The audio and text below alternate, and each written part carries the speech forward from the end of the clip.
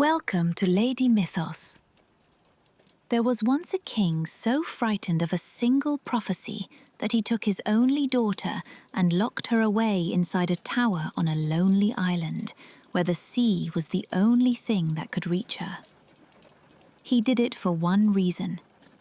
He had been told that one day his own grandson would kill him. So he made sure, or he thought he made sure, that no grandson would ever be born. And if you know anything about prophecies, you already know how this ends. That is exactly how you make one come true. Because the child was born anyway, and that child grew into the strangest hero the old Irish ever dreamed up. A man who was good at everything. Not one great gift, but all of them. Warrior, poet, healer, harper, builder, smith, sorcerer, king. They called him Samildánach, the one skilled in every art at once. They called him Lugh of the long arm, for the reach of his throwing hand. And the monster he was born to destroy, the thing with the eye that killed everything it looked upon, was not some stranger from across the sea. It was his grandfather. So here is the question I want you to hold on to tonight, because the whole story turns on it. How does the grandson of the world's greatest monster become the one who saves the world from him?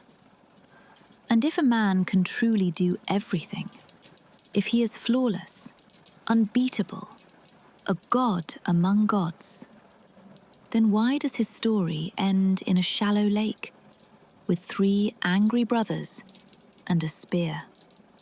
Skill was never the same thing as safety, and light, as we will find out, was never quite the same thing as mercy. Before we go into the dark with him, do me a small kindness. If you enjoy these long, slow stories by the fire, subscribe and settle in, because this one is a journey. And I would love to know where in the world you are listening from tonight. Leave it in the comments. It genuinely amazes me every time.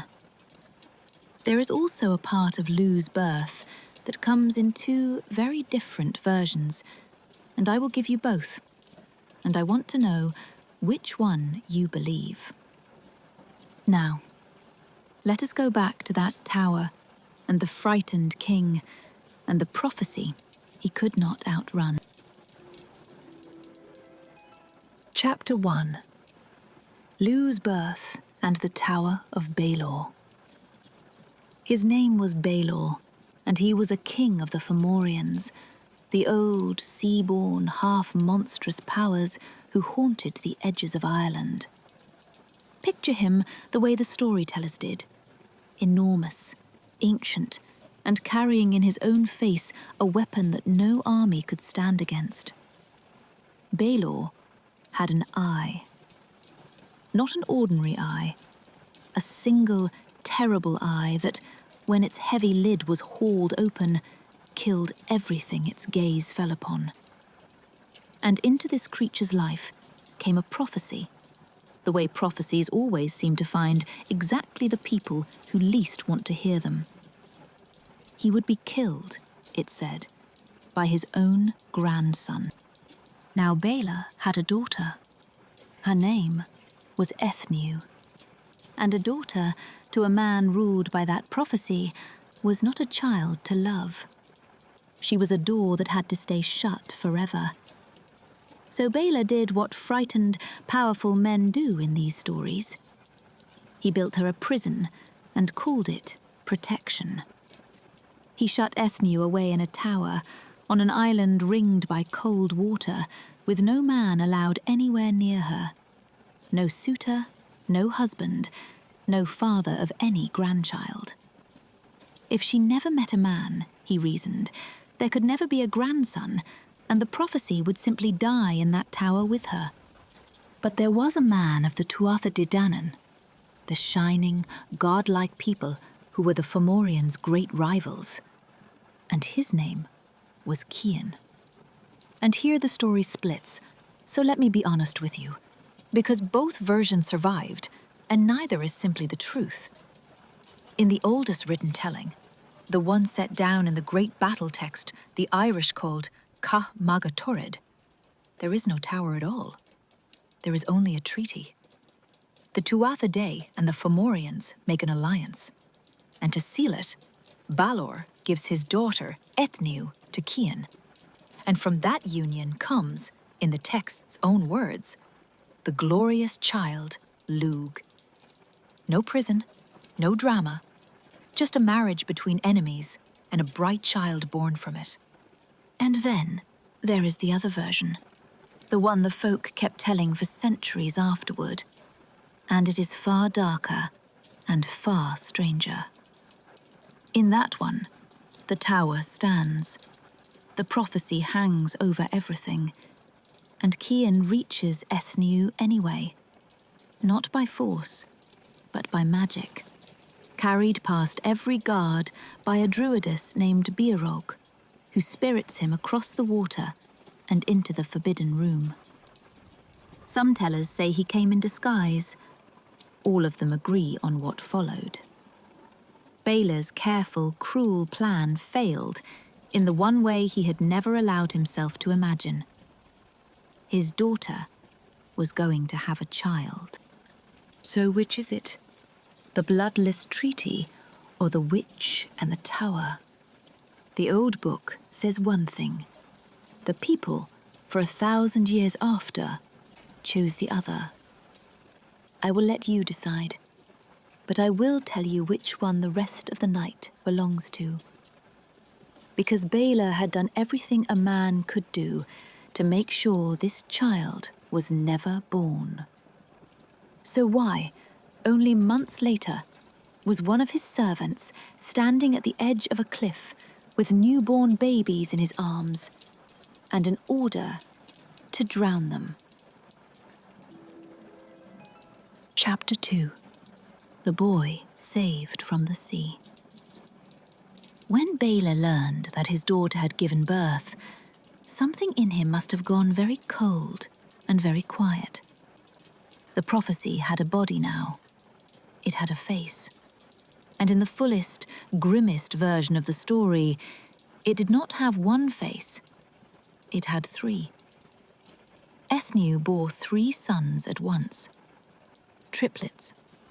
3 small lives, and every one of them a blade hanging over their grandfather's neck.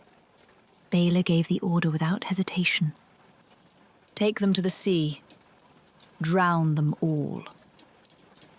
And so a servant carried the newborns to the water's edge, wrapped and helpless, to end the prophecy before it could learn to walk. 2 of the children were lost to the waves that day. I am not going to dwell on that, because some things are heavier left in shadow. But hold this image. Cold, grey water, a wrapped bundle, and a man doing a terrible thing because a king told him to. And then, the pin on which the entire world turns. One of the 3 slipped free. A single child, loosed from the cloth, caught by the sea and not swallowed by it. And there, in the folk version, the druidess Beorog is waiting. She lifts that one surviving infant out of the water, out of the reach of the grandfather who wanted him gone, and she carries him away to safety. The prophecy did not die in the tower. It floated, and it was saved. Where he went after that, the storytellers cannot quite agree, and I love them for it. Some say Beorog herself delivered him to his father Chulainn to be raised. Some say he was given to Goibniu, the great smith of the Tuatha Dé, to grow up beside the forge. Some say his foster mother was Talchu, a queen of an older people, who would matter enormously before this story is done. And in the tales of Ireland's greatest hero, his fosterer is Manannán mac Lir himself, the god of the sea. Different storytellers, different guardians, but every single one of them agrees on the important thing. The boy lived. And far from Balor's island, in secret, he began to grow. And how he grew. This was no ordinary fostering, no ordinary boyhood. Whoever raised him, they raised a child who seemed unable to be bad at anything. He learned the crafts and the arts one after another, and none of them defeated him. Building, smithing, music, poetry, war, healing, sorcery. The sea god Manannán would in time hand him gifts worthy of a legend. A horse that could run across the waves as easily as across a field. A sword that could pull the truth out of any man it was turned upon. A boat that sailed itself wherever its master wished. He was becoming, quietly, the most gifted being anyone had ever seen. And here is the strange, almost funny truth of it, the part most people never stop to notice. Being good at everything would turn out to be the single hardest obstacle he ever faced. Not in a battle, not against a monster, but at one locked gate, in front of one stubborn doorkeeper who simply would not let him in. Chapter 3. The Stranger at the Gates of Tara. Years passed, and Ireland changed, and none of it changed for the better. The Tuireann, the bright people Lugh belonged to on his father's side, had fallen under a shadow. Their own king, a miser named Bres, had turned out to be cruel and grasping, and behind him loomed the Fomorians themselves, Balor's people, pressing down a tribute so heavy it was strangling the whole land. We will come to just how bad it got. For now, only know this. The Shining People were on their knees, and their old king Nuada had returned to the throne, and they were desperate for something, anything, to change. And on a certain day, a company was seen approaching the royal fortress of Tara, where Nuada was holding a great feast. At the front of the band rode a young warrior wearing a king's diadem. Handsome, well-made, calm. There was something about him that made the doorkeeper sit up. Because Tara had a rule, an old and absolute one. No one entered without an art. No one crossed that threshold unless they brought a skill the court could use. So the doorkeeper called out the question that everyone who came to Tara had to answer. What do you do? What is your art? And the young man, this is Lugh, though the door does not know it yet, simply said, "Question me. I am a builder." The doorkeeper shook his head. "We have a builder already. His name is Lughnasadh, and he is very good. We do not need you." And here begins one of my favorite scenes in all of Irish myth. Because it is not a fight. It is a job interview. And Lugh will not stop applying. "I am a smith," he said. "We have a smith," said the doorkeeper. "I am a champion." "We have one of those too." "A harper?" "Taken." "A warrior? A poet? A historian?" "All taken. Every one. The shelves of Tara already full." "A sorcerer?" "We have druids beyond counting." "A healer?" We have Dian Cecht himself. A cup-bearer, a brazier, a worker of fine metal. The doorkeeper had a name ready for each and every one. We do not need you. We do not need you. We do not need you. Any other man would have turned his horse around. Luke smiled and asked one more question. And it is the question that made him. "Go to your king," he said, "and ask him this. Does he have, under his roof, any single man who is all of these things at once? One man who is builder and smith and champion and harper and poet and healer and sorcerer together in one body? Because if he does, then I will turn around and leave and never trouble Tara again." The doorkeeper had no answer to that. Nobody did. There was no such man in Ireland. There had never been such a man in the world. So he went inside to tell the king that something unprecedented was standing at the gate. And he did not yet understand that the real test was not the door. The real test was waiting inside the hall, where the greatest champions of the Tuireann sat at the feast, and where at least one of them was not going to enjoy being told that a stranger could do his job better than he could. Chapter 4. Samildánach, the man of every skill. The message reached Nuada at his high table. A warrior at the gate who claims to be the man of every art.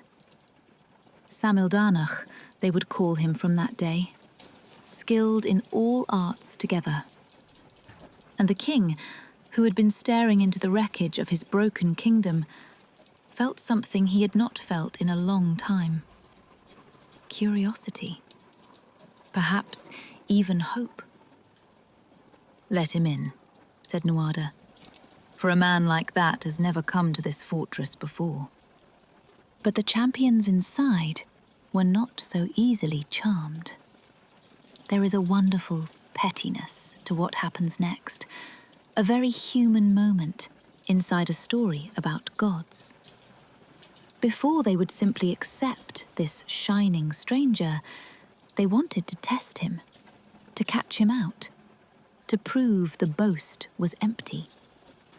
So first, they brought out the boards for Fidchel, the great strategy game of Irish kings, a game of pieces and traps and enclosing your enemy.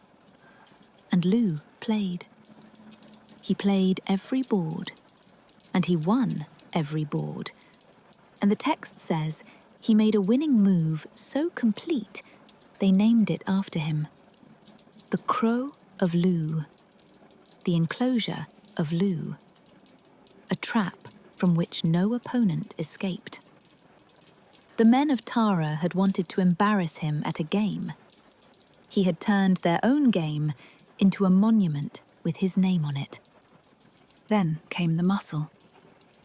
There was in that hall an enormous flagstone, a slab so vast that the storytellers swear it took 80 yoke of oxen, 80 teams of them, just to drag it into place.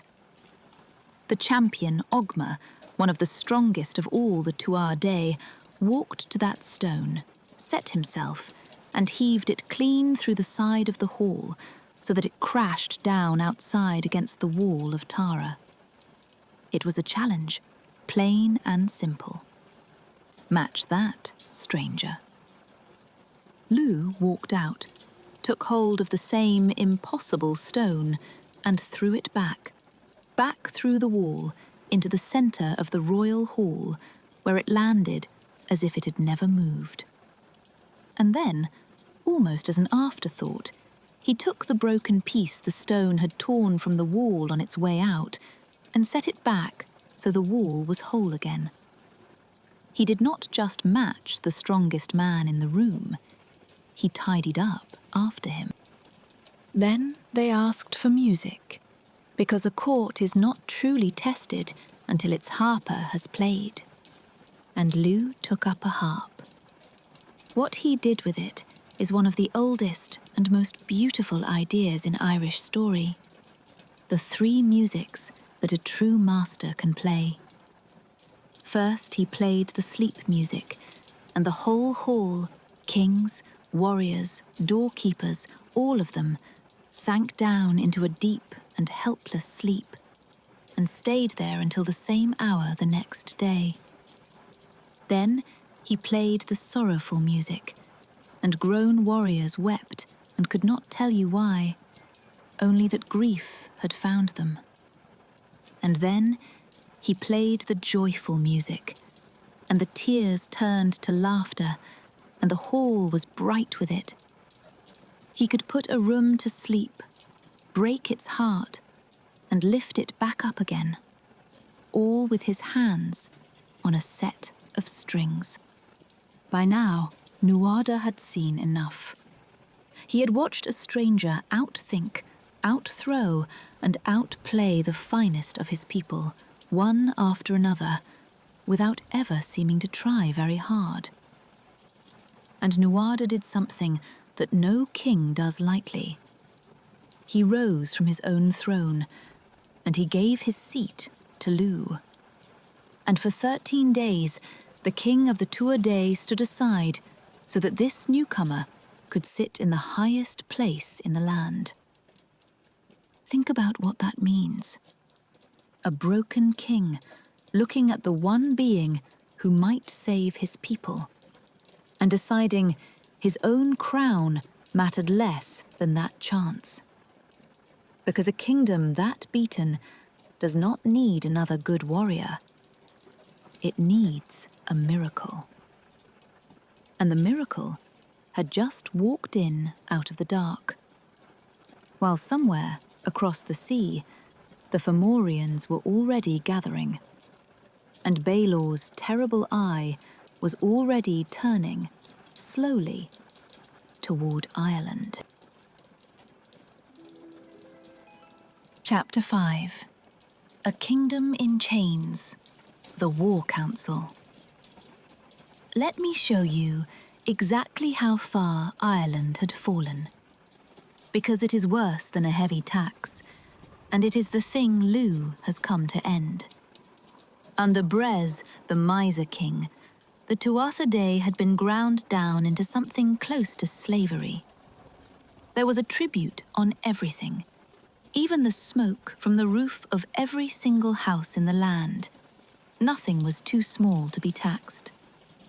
The great god Ogma, one of the mightiest beings in the country, had been reduced to hauling firewood, so weak from hunger that he could barely carry his load home. The Dagda, the good god, the enormous father figure of the whole pantheon, had been set to digging ditches like a labourer. This was a people whose gods had been put to work like beasts, whose knives were never greased with meat, and whose breath never smelled of ale, because there was nothing left. And there had already been one small, strange act of rebellion, the first of its kind in Ireland. When a poet came to Bres's house and was treated with shameful, cold-hearted meanness, he walked out the next morning and did something no one had ever done before. He made a satire. He spoke a few cutting verses against the king's meanness, and blight came over Bres from that hour. It is a very Irish idea, this, and I love it, that the first weapon raised against a tyrant was not a sword, it was a poem. Keep that in your mind, because Lugh's war is going to be fought with far stranger weapons than spears. So Lugh, now seated in the high place, did not simply call for an army and charge. He did something much quieter and much cleverer. He and the Dagda and Ogmar and the other great figures of the Tuatha Dé withdrew into secret council. They met on a hillside, and they talked and planned and plotted for a full year, so long and so secretly that the place kept the memory in its very name afterward. This is the first thing that makes Lugh different from every muscle-bound hero you have ever heard of. He does not win by being the strongest man on the field. He wins by knowing exactly what everyone else can do and fitting it all together. Because then Lugh went, one by one, to every craftsman and sorcerer and specialist the Tuatha Dé possessed, and he asked each of them a single question. When the battle comes, what power will you bring me? And the answers are extraordinary.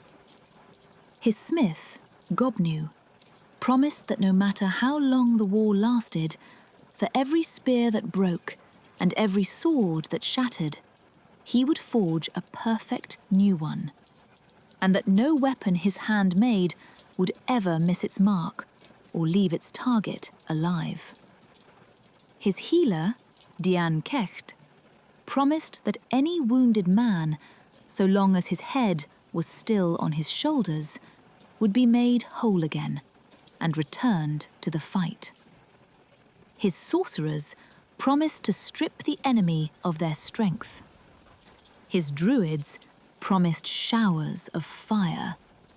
His cupbearers promised to hide the very lakes and rivers of Ireland so the enemy could find no water to drink. Even the Morrigan, the great and terrible goddess of battle, took her place among them and promised destruction. Picture that circle of firelit faces, each one naming a power stranger than the last, and Lugh in the middle of them, gathering it all up like a man weaving a rope out of 100 different threads. This was not an army. It was a machine, built out of gods. And there was one power at that fire that nobody said out loud, though every one of them must have felt it waiting. That when Lugh finally stood face to face with his grandfather, the one who had ordered him drowned before he could draw breath, only one of the two of them was going to walk away. Chapter 6. The Battle of Moytura begins. And then the waiting ended, and the two hosts came together on the plain, and the second Battle of Moytura began. I want to be careful here, because this is a battle, and battles are ugly, and I would rather you feel the dread of it than any of the gore.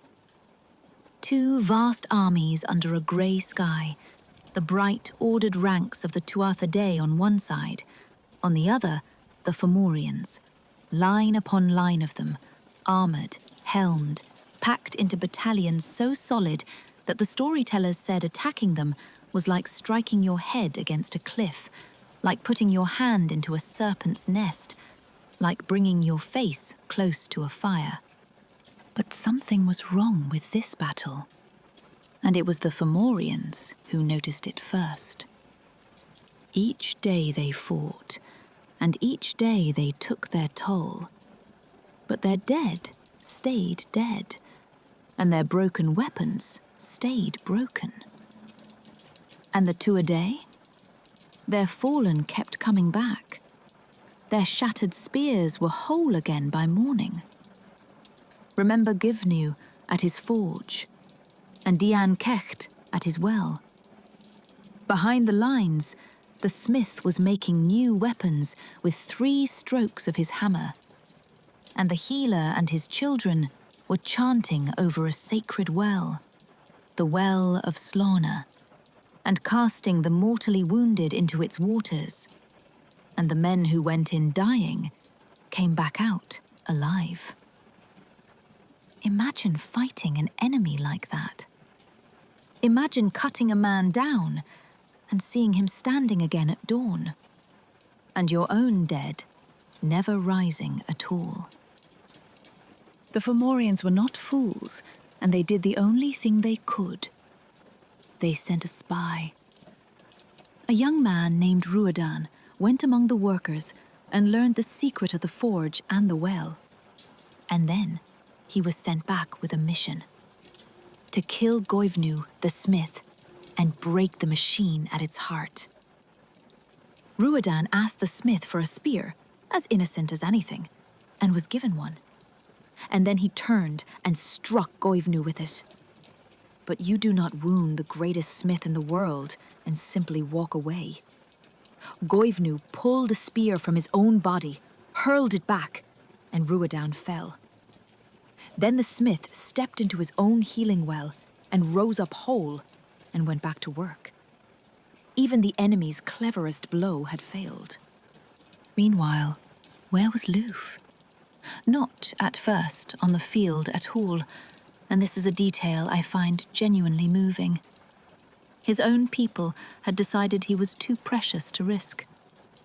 His gifts were so many, and his value so great, that they hid him away and set 9 guardians around him to keep him out of the fighting, terrified that a single stray spear might take from the world the one being who could do everything.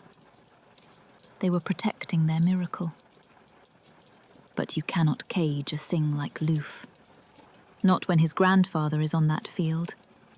He slipped his 9 guards, and he came to the battle as a chariot fighter, and he placed himself at the very front of the host of Ireland. And there, he did something that raises the hair on your arms when you picture it. He began to circle the entire army, chanting a war spell, moving on one foot with one eye closed. His body twisted into the exact shape of the thing he was about to face. One eye, the posture of the monster, worn by the hero. And it was as if the whole battle drew its breath, because the king of the Tuireann, Nuada himself, the very man who had given Lugh his throne, had just fallen, killed by an eye that had barely begun to open. And that eye was still on the field.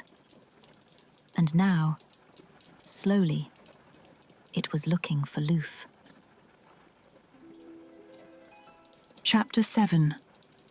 Lugh versus Balor, the Eye and the Sling. This is the moment the whole story has been walking toward, since a frightened king first heard a prophecy.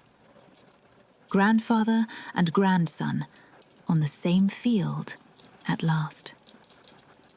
So let me tell you properly what Balor's eye was, because it is one of the great terrors of Irish myth. It was a single eye that Balor kept closed, always, because what it did was too dreadful to unleash by accident. Its lid was so vast and so heavy that Balor could not lift it himself. It took a team of his servants, hauling on a polished ring set through the lid, to drag that eye open. And when it opened upon a battlefield, whatever host stood before it simply lost the power to resist. Thousands of warriors, however brave, however many, undone by a single glance. And where did such a horror come from? Even that has a story. They say that when Balor was young, his father's druids were brewing a potion of dark magic. And the boy came and looked in through the window at the fumes rising off the cauldron. The venom of that brew settled into his eye and never left it. One careless look, as a child, at something he was never meant to see, and he carried the poison of it in his own face for the rest of his life. There is something almost sad in that, if you let yourself feel it. The monster was not born a monster. He was made one by a moment of curiosity. Now the two of them met in the heart of the battle, and Balor, who did not know this warrior was his own blood, heard Lugh's voice among the din, and grew curious about the talkative fellow who kept challenging him. "Lift up my eyelid, lad," said Balor to his servants. "Lift it up, so I can see the chatterer who is so eager to speak to me." And his servants bent to the ring and began to haul that monstrous lid upward. This is the hinge of the world, right here. If that eye opens fully and finds Lugh, the story is over and the Fomorians rule everything. But Lugh of the long arm had a sling, and a long arm. As the lid rose, in the half-second before that killing gaze could settle on him, Lugh loosed a single stone. It flew true. Of course it flew true. He was the one who never missed, and it struck the opening eye with such force that it did not just destroy it. It drove the eye clean back through Balor's own skull, so that it came out the other side, still open, still carrying its terrible power. And now that gaze, that army-destroying stare, was pointed the wrong way. It fell upon the Fomorians standing behind their champion. Balor's own eye, in his final moment, did to his own people exactly what he had meant it to do to Lugh's. The great king toppled, and where he fell, the storytellers say, his own host died beneath him. The prophecy that a frightened man had built a tower to prevent had come true in the most complete way imaginable. The grandson had killed the grandfather. The child from the sea had struck down the monster whose blood he carried. You would think that is where a hero's tale ends, with the monster dead and the day won. But for Lugh, this is barely the middle of the road. Because winning the battle was about to force him to answer a much harder question than how to kill a monster. It was going to ask him what kind of god he was going to be. Chapter 8. Sparing Bres, Mercy, Law, and the Harvest. When the eye fell, the whole battle turned. The Fomorians broke and were driven back toward the sea, and the long nightmare of the tribute was ending. And in the aftermath, on that emptied, smoking field, we see a different side of Lugh. Not the warrior, but the judge. Because a victorious god has to decide what to do with the beaten. And what Lugh does here is going to tell you something uncomfortable about him. So hold on to it. They found Bres, the miser king whose cruelty had started all of this, and they were ready to kill him. And Bres, cornered, began to bargain for his life. "It is better to spare me than to kill me," he said. And Lugh, ever the practical one, simply asked, "What do we get for it?" Bres offered him a wonder. "Spare me," he said, "and the cows of Ireland will always be in milk, forever."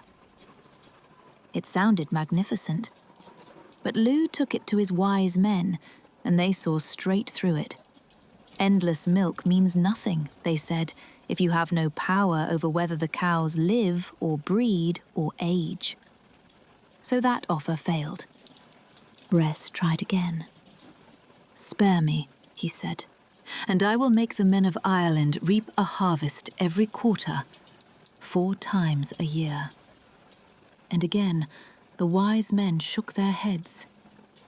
"The seasons are the seasons," they said, "and one good harvest a year, in its proper time, is worth more than this."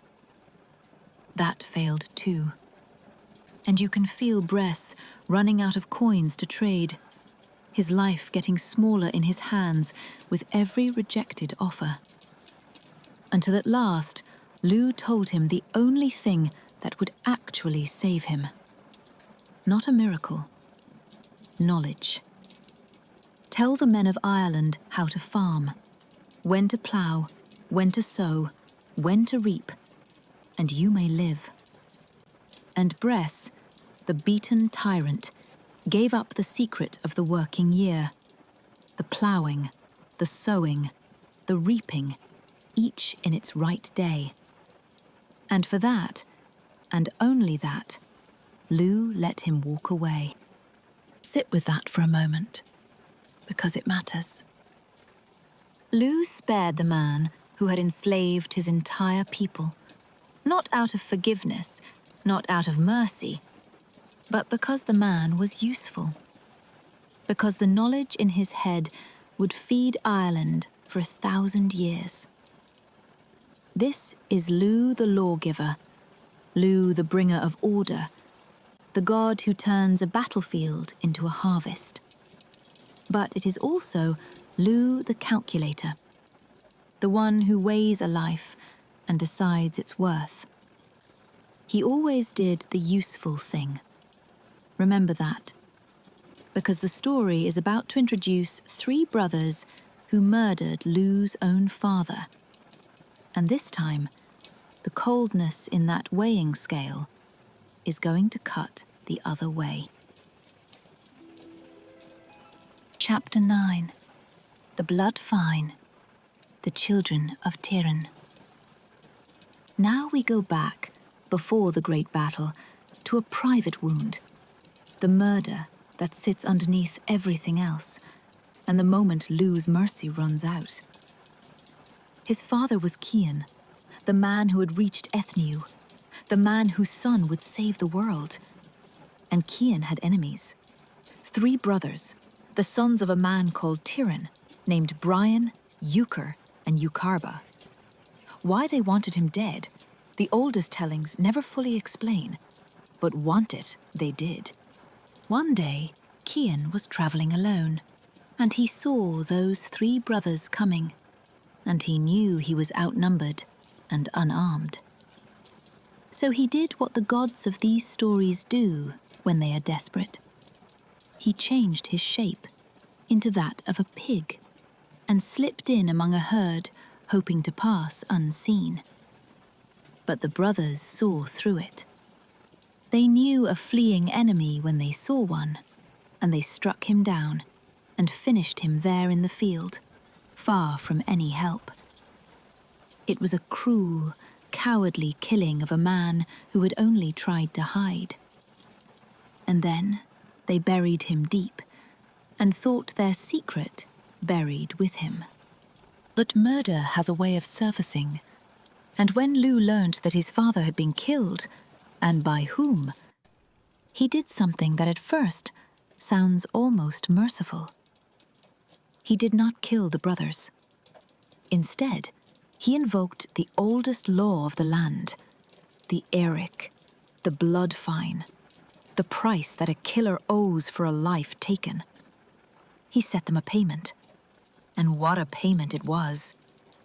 He sent them out to gather the greatest treasures in the entire world, a shopping list of the impossible, a spear that no one could stand against, a magic pigskin that healed any wound and any sickness it touched, a chariot and 2 horses of unearthly speed, 7 enchanted pigs, a hound whelp that no beast could escape, a cooking spit of the kind that kings would kill for, and finally, 3 shouts given on a certain guarded hill whose keepers would kill anyone who tried. It sounded like a fair price for a father. It was designed to be a death sentence. And here is the terrible irony that the storytellers built into it. The very first treasure on that list, the healing pigskin, was the one thing that could save the brothers themselves. They set out, and against all odds, they succeeded, again and again, at task after impossible task. They gathered the spear. They gathered the horses and the hound and the pigs and the spit. They were magnificent, truly, these 3 killers. Brave and clever and unbreakable. But the last task, the 3 shouts on the guarded hill, broke them. They gave their shouts, and they were wounded past healing in the doing of it. They came home to Ireland dying, carried by their grief-stricken father, Tuireann. And Tuireann went down on his knees before Lugh and begged him for the one thing that could still save his sons. The healing pigskin. The very treasure the brothers had risked their lives to bring him. "Just lend it to me," the old man pleaded. "Just for an hour, to save my boys." And Lugh looked at the man whose sons had murdered his father, and he said no. He kept the pigskin, and he let the 3 brothers die. And Tuireann, having watched all 3 of his children die in front of him, died there too, of pure grief across their bodies.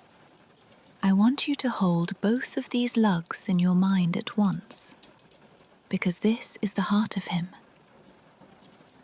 The God who could heal any wound in the world chose, this one time, to heal nothing. The being of infinite skill used his gifts here only to make sure that suffering was complete. This is the part almost no one tells you about the shining hero of the harvest.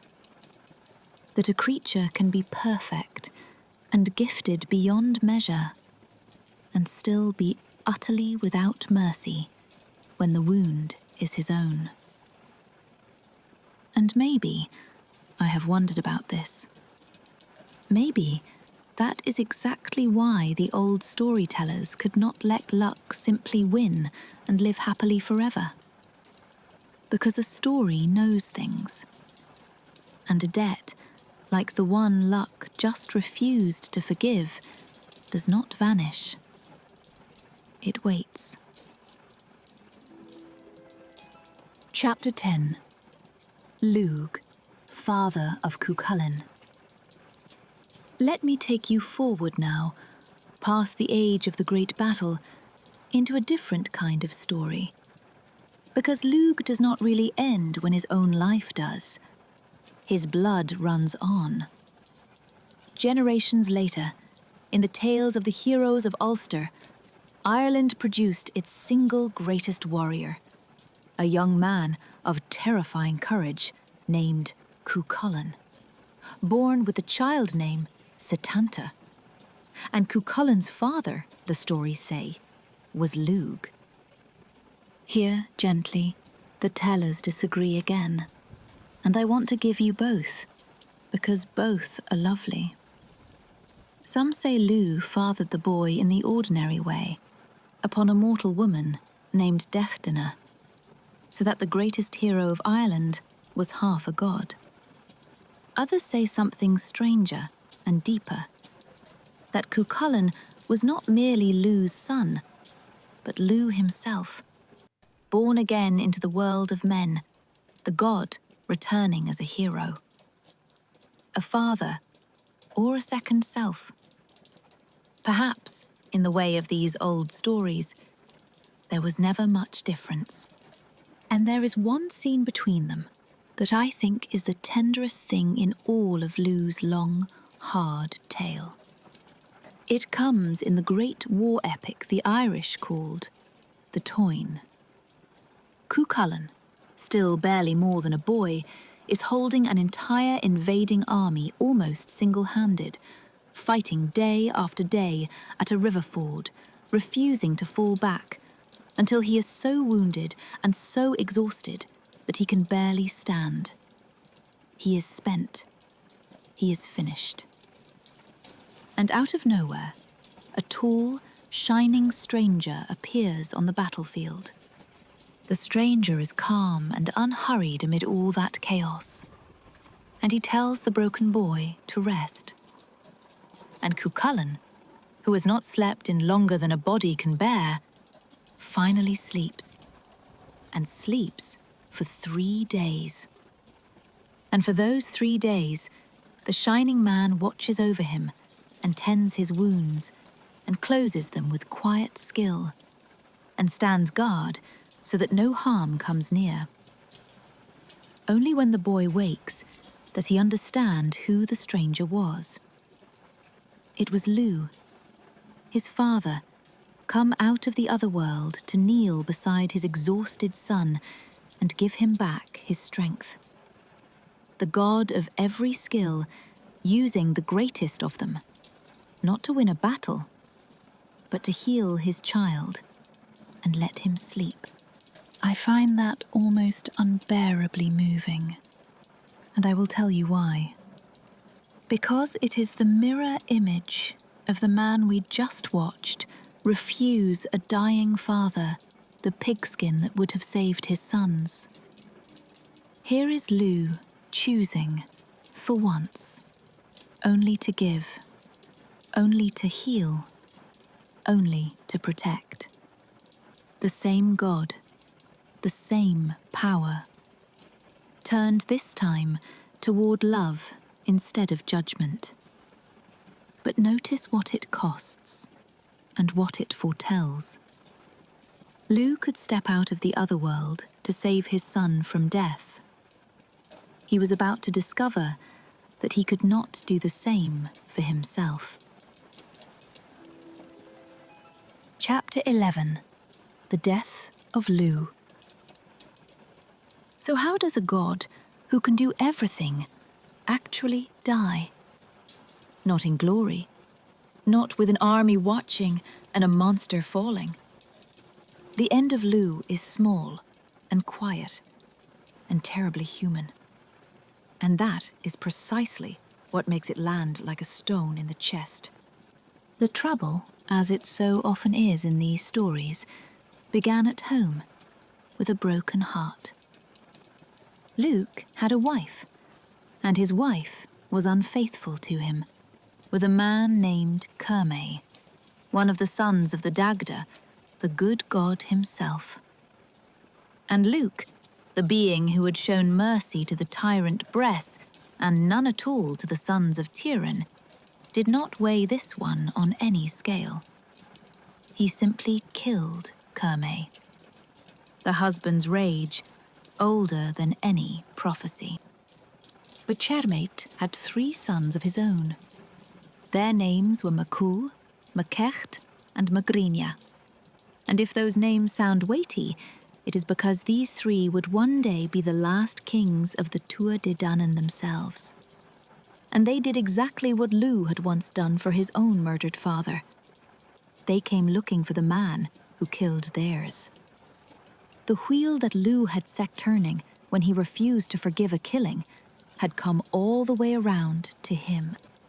They hunted him down near the hill of Isnach, in the very heart of Ireland, the sacred centre, the meeting point of the land.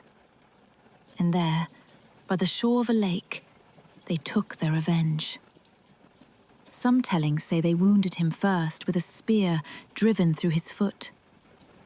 All of them end the same way, in the water.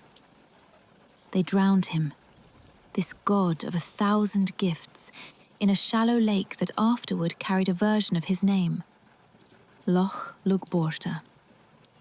The man who could not be beaten in any art, brought down and held under still water by 3 grieving sons. Some say he had ruled Ireland for 40 years before that day. They pulled his body from the lake and raised a cairn of stones over him on the shore. And now the cruelest detail of all, the one that I cannot stop turning over. Remember that Cermay, the man Lugh killed, was a son of the Dagda. And the Dagda had a staff, a great club with one end that dealt death and one end that could give life back. When the Dagda came to his slain son, Kerme, he took the healing end of that staff and touched him with it, and Kerme rose up, alive again. Kerme, the man whose affair started all of this, was brought back from death. But no one brought back Lugh. No staff touched him. No god knelt over him for 3 days by the water, the way he had once knelt over his own son. The healer of everyone died, unhealed, and stayed dead under the lake. He killed his grandfather to fulfill one prophecy, and in the end, he was killed by the sons of a man he himself had killed. The same shape, the same wheel, turning one final time. The child who was saved from the water died in the water. So who was Lugh, really, underneath all those gifts?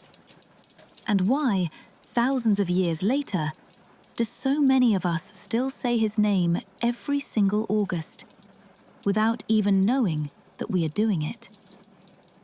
Let me take you back one last time to the beginning, and to what all of this actually means. Epilogue, the god behind Lughnasadh.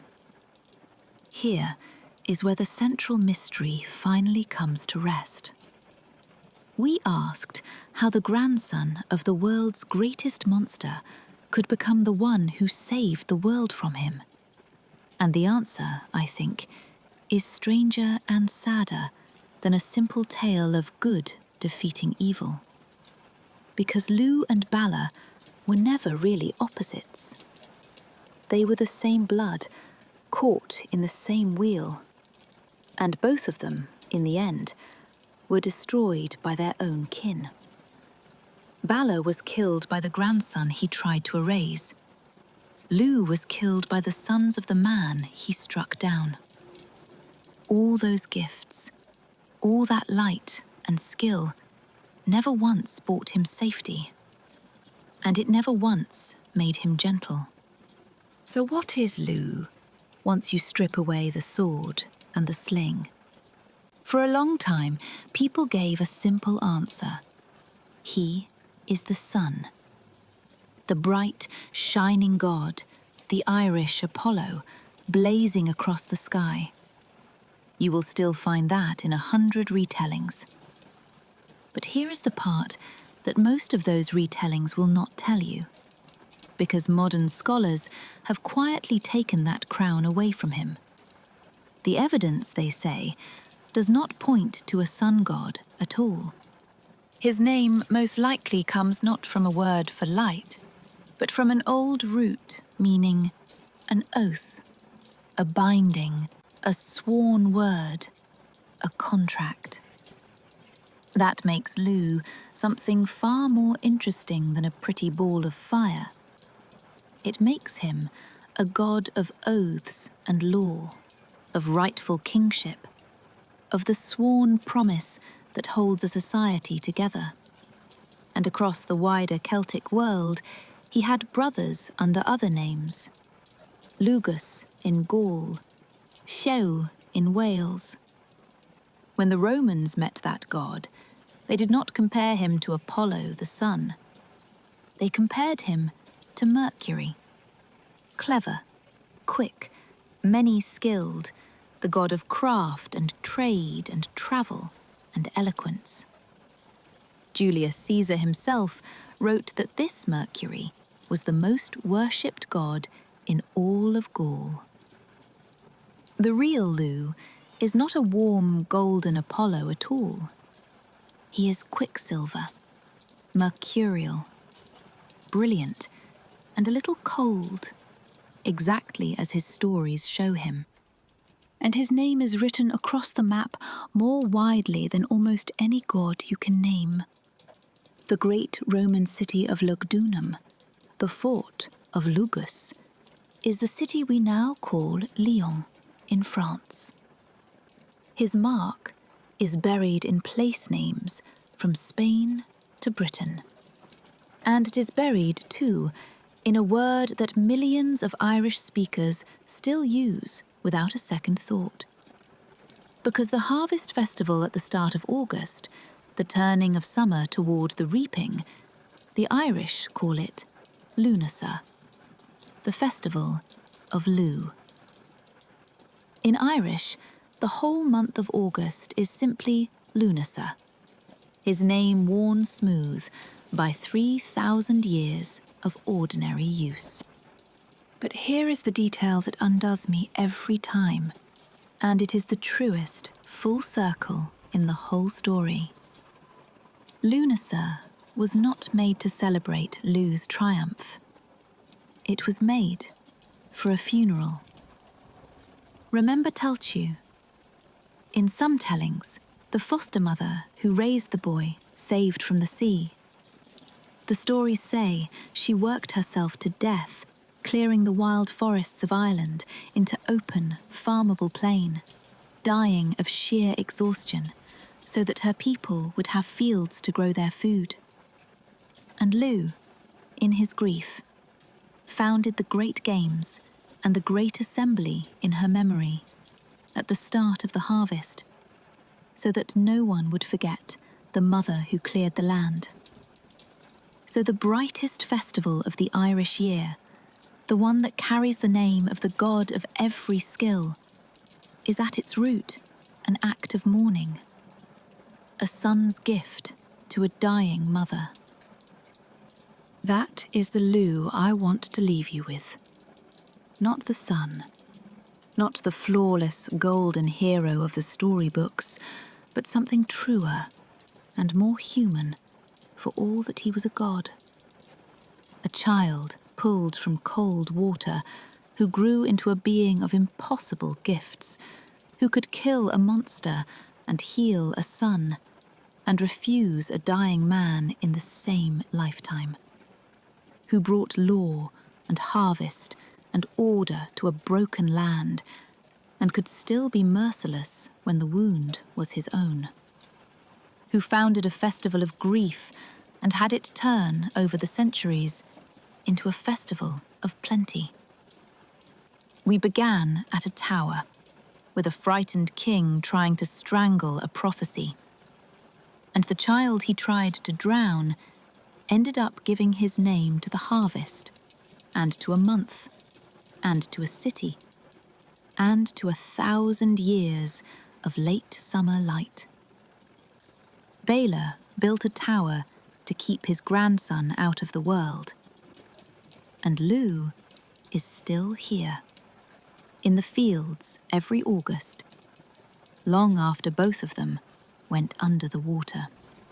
If this story moved you, or taught you something you did not know, let me know in the comments. And tell me, do you believe the tower and the triplets, or the quiet treaty in the oldest book? Like this video so more people find these old stories. Subscribe if you want to sit by this fire again, and I will see you next time. Until then, thank you for listening. Yours, Lady Mythos.